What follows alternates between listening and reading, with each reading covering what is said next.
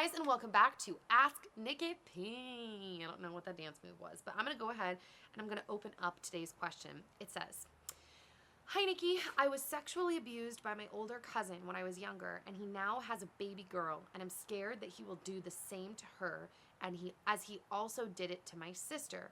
Because of all of this, I am having really bad depression and anxiety. I have not been able to tell my family due to the fear that they will not believe me. Please help, Nikki. What should I do?" Okay. First off, I'm really sorry that happened to you. I feel really bad when people have been violated like that, especially by a family member. So I'm really sorry that that happened to you.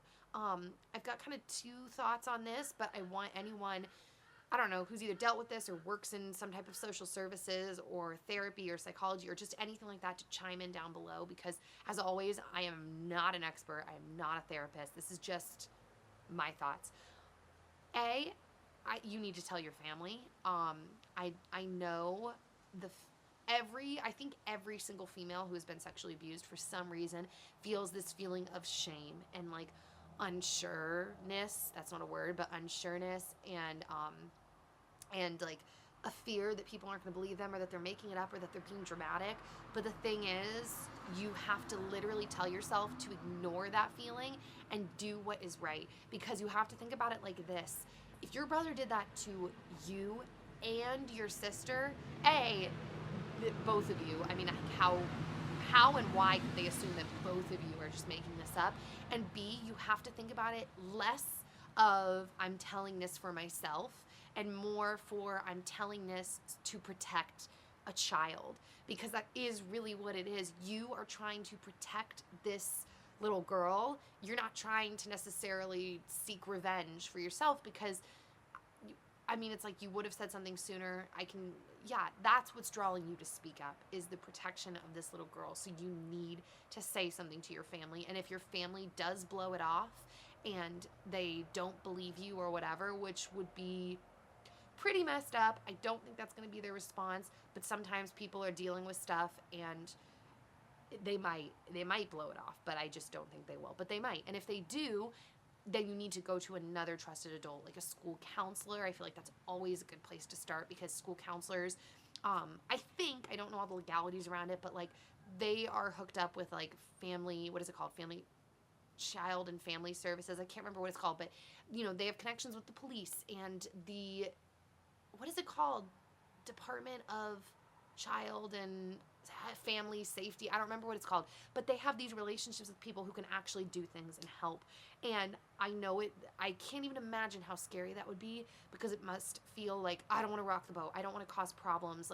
But just think about the safety of the little girl. That's it. That's who you're protecting. It's not about rocking the boat or you, even though it kind of is about you, but it's about protecting a little girl.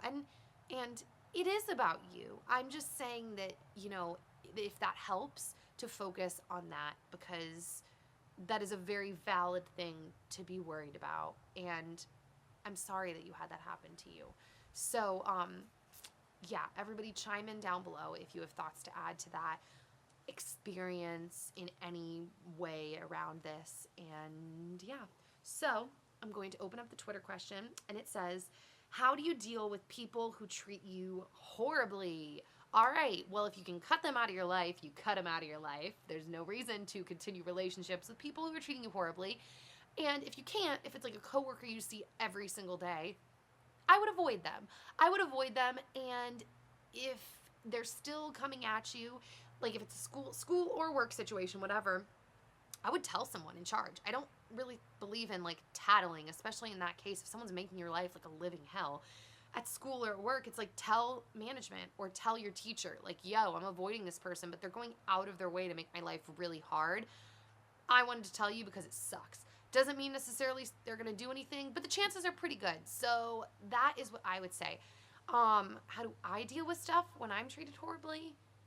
I don't even know the last when I have been treated horribly, and horribly is very relative, but that's my thoughts around that, guys. So If you want to send me an email, you can email me at asknikkip@gmail.com. I don't know why I always pause and have to think about that. It's been the same freaking email for the last 3 years, but whatever. Or you can use the hashtag on Twitter, which is just asknikkip. And I'll see you all very soon. And that's all. I was going to tell you to give this video a thumbs up if you liked it, which I guess I still want to say, but it always feels awkward when you're talking about serious topics. But there's that. So I'll see you soon, guys. I love you. Bye.